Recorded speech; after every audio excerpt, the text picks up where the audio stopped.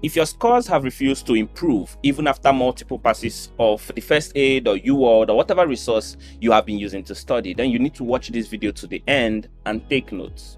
One of the things I have noticed working with students is that many times students are wrong about what they think their problem is, what they think is the reason why their scores are not improving. In the past week, one of my Step 2 CK students was trying to convince me that his major problem is time.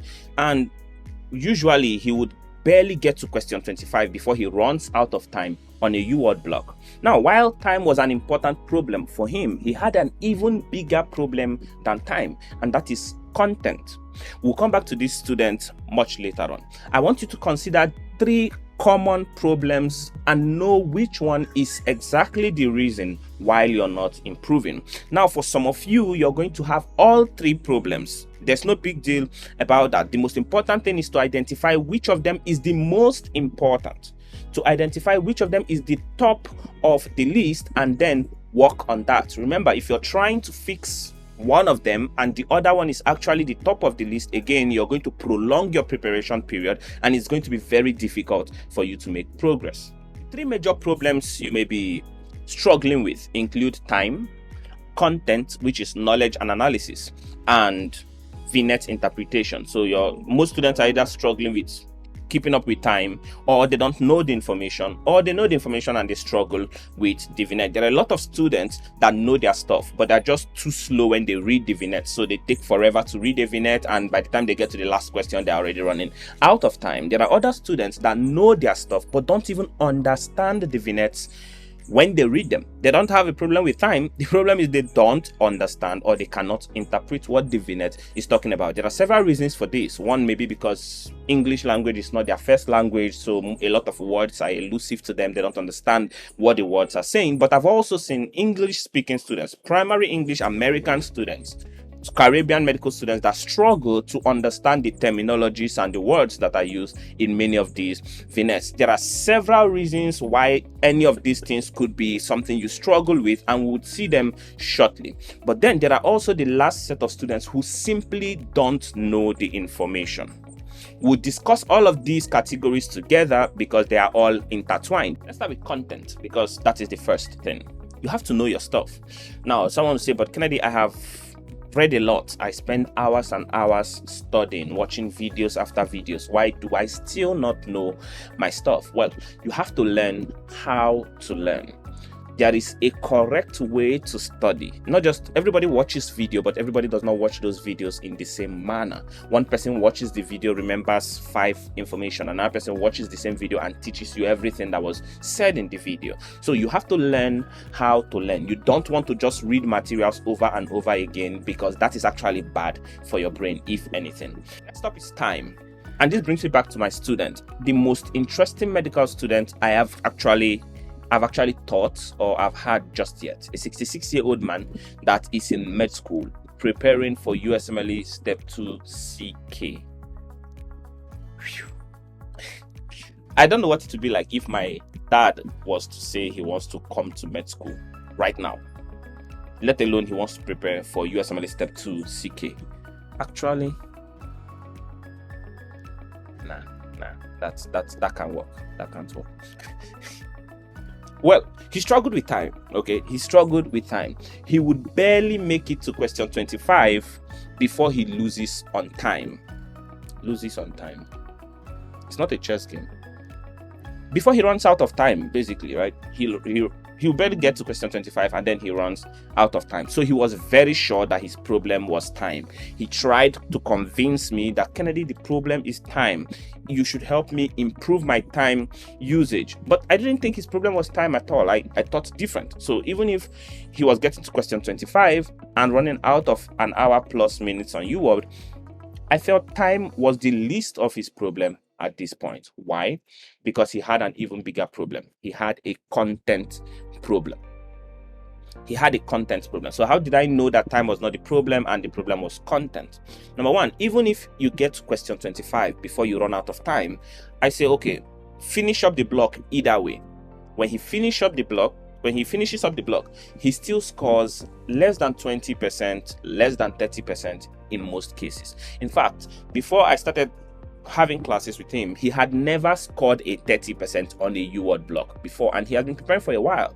He always scores in the 20s on a good day and below a 20% on a regular day. So if you're scoring that low on UWord, but you're struggling to finish the block, your problem is not time. Your problem is content.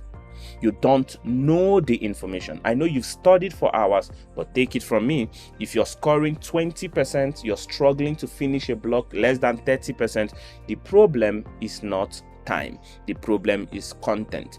Now, if you've been studying for hours and hours and this is still the case, then you need to get to learn how to learn this information. It's a little different for everybody, but there's a way to learn information. If I sit with you or with a student, many times you can figure out that, okay, if this student does this, this may help them or this may help them. It's slightly different for everybody, but there's a way to work around that. And before you know it, you actually start absorbing information and understanding materials much better. So what did I do with this student? I told him, I know you want to finish faster, but your major problem is content and ability to interpret the vignette properly. Right? We'll forget about time for now. I need you to work on the content. I went through a few questions with him, asked him a few questions myself, and many times once you ask a student a few questions, you know exactly what their problems are. And I took him through my test taking mastery course one more time. We basically did a rerun of the course with him, and then he accepted that, okay, truly his problem was content, and we started working on it. Now, in the last week, he has scored in his 30s most of the time, and just this morning he said, when I spoke to him, he had scored a 43%. Now 43% sounds like not a lot. To me, that is actually a whole lot, right? Coming from a student that would score less than 20% most of the time. So when he scored 43%, he was elated, and I was very excited for him because it means that he has started implementing the things we've discussed and he's going to begin to see results. I told him, take the day, do more studying, do more review of those questions, do another block of questions by the time I see you tomorrow, and I want to see a 50+%. That is how you improve. You identify exactly what the problem is. Even if he was obsessed with finishing on time, his problem was not time. His problem was content. When he told me he scored 43% today, he said, I didn't actually finish the block. I was still struggling to finish, but he scored it 43%. So if you're scoring less than 20% and you're struggling to finish the block, forget about the time. You can even do UWord in tutor mode under that condition. That is like the only time I encourage students to do UWord in tutor mode.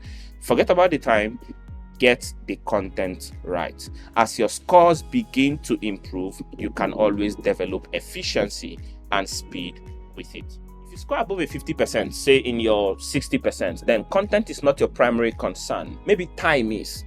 There are still things you need to learn or master, but you've done a decent job with that, and you can focus on time at this point. You can focus on test taking mastery. You can focus on interpreting vignettes more accurately and more efficiently.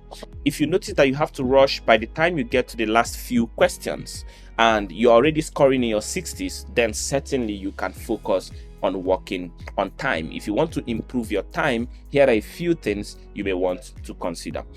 The first thing is to read the questions aloud. If you're very slow reading questions, one of the ways to read faster is to read aloud. Sometimes when you read in your mind, what happens is you get clouded in your mind and you may find yourself reading certain lines over and over. You read a line and then you read it again. It happens a lot, especially when you're fatigued. And one of the ways to overcome this is to read aloud. If you feel like you're going to be disturbing people in the environment, then you may try to read under your breath, right? So like as if you're whispering to yourself. Like you read under your breath such that you are the only person that can hear it. It would help you not get stuck reading one particular line, or you find yourself zoning out or something like that. So read the question aloud. That will help you.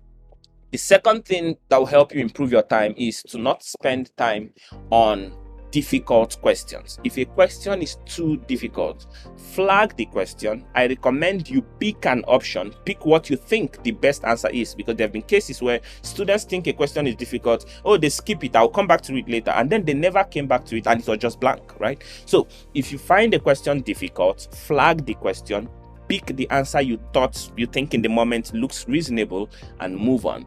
The reason is simple. If you spend 3 minutes, I've seen people spend 5 minutes on one question, you've taken away a lot of time from other questions that are probably simpler that you would have gotten right if you spent a little more time on them. Now, when you spend all this time on this one difficult question that you probably fail anyway, you get to the easier questions because you are in a rush. Now you miss questions you should have gotten right. So when questions are challenging or difficult, don't spend too much time on them. Flag them, pick something that looks reasonable to you and move on. When you get to the end of your block, if you have some more time, you can always come back to that question and think of it a little more properly. The third thing is to stop reading the last line first. I don't know who started this trend or who started teaching students to read the last line of the vignette first, but every student, literally every student I have ever seen, almost all of them, they read the last line. What is the most likely diagnosis? And then they go to the beginning of the question. Mr. 25-year-old man presents with this. And I asked them, why did you read the last line first? They try to give me some weird explanation, but it does not make any sense. It's one of the most useless things you could do. There is only one situation where it's okay for you to read the last line of the question first. If the question is 20 lines long, which is almost never going to be the case. If the question is really long, so long that it's almost filling up the page, then maybe you can consider reading the last line first. Other than that, there is no use in doing that. So what do you gain from reading? What is the most likely diagnosis? A 25-year-old man presents with epigastric pain radiating to the back. When you do that, those few seconds you spend reading the last line before you go and read the vignette and then come back to read the last line again, at time you are losing, and ultimately it will cost you if you're struggling with time. And then finally, you want to master your labs. If you still go to the lab values and scroll down to check for what the normal value of sodium, potassium, or calcium are, don't go to the USMLE. Okay, if you have to go to look up the normal value for sodium, calcium, or potassium, or bicarb, any of these four things, and a number of other things, I have a compilation of those labs that you have. There's no excuse for not knowing them. If you have to go to the lab values to check these labs I've just mentioned, don't go close to the USMLE hall. There's no point in doing that. As part of your preparation for the exam, there are basic lab values you should master. You should know them. Potassium, calcium, sodium, bicarb. Simple lab values like this you should know. There are some you don't have to know, like what's the normal prolactin level. You don't have to know that, and those type of labs are rare on your exam. You should know normal BUN creatinine ratio, for example, because the time you go to click on that lab value whatever and search for sodium is time you are losing from your examination, and at the end you start scrambling for time. So master your labs and it will help you improve on your time usage. In the beginning phases, you're going to need to focus on gaining the knowledge, content, concepts, and details. Improve on the content, improve on your understanding of concepts, fill in the details you may be missing. And once you're able to do that, congratulations, you're well on your way to passing the USMLE. It doesn't matter if it's step 1, step 2 CK, or even step 3. Now that you've gathered content and you've improved your knowledge of information, it's time to apply what you know to the vignettes.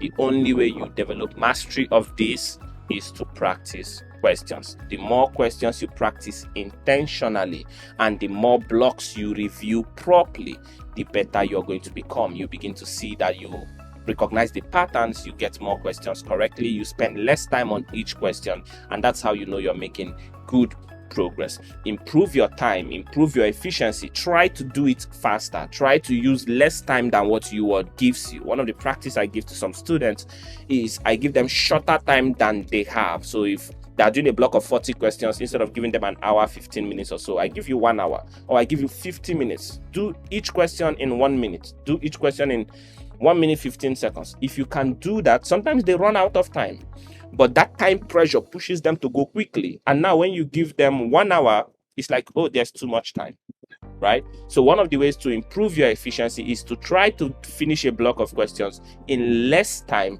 than is required. If you do it enough times, you're going to feel like you're rushing. But when they now give you the full time, it's like, oh, there's too much time. You're going to be very relaxed and you'd have a good experience. Lastly, the last thing you have to do is to hit the subscribe button down below and give this video a thumbs up if you found it helpful. Share with a medical student.